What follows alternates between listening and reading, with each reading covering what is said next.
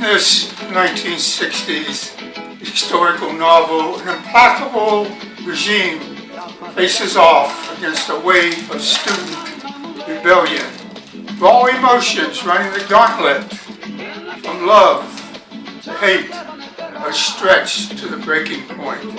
The following is a passage from A Mexican Mile.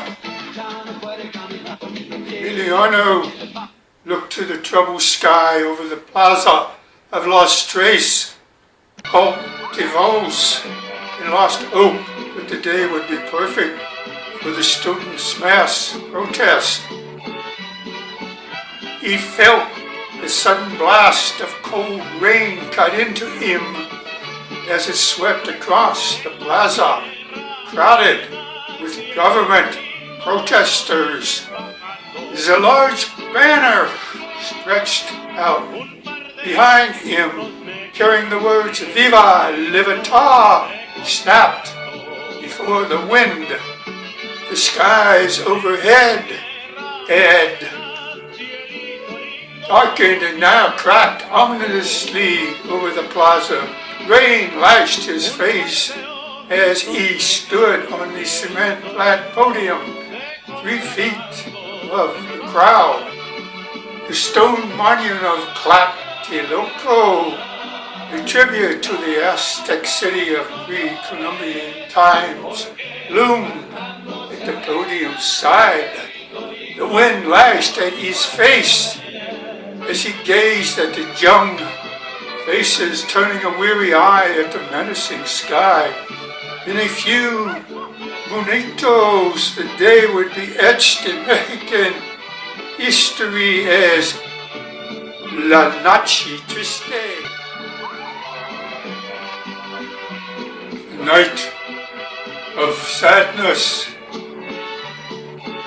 Emiliano's beginning words were eclipsed by staccato beats of 2 helicopters swooping over the crowd. The aircraft were barely discernible in the day's transition to night. The roar of the crowd, absorbing the beating of aircraft blades. But everyone saw the green flares drop and illuminate the plaza. The helicopters, large caliber machine guns, barked, breaking the speaker's podium, bullets killing a student and scattering the rest.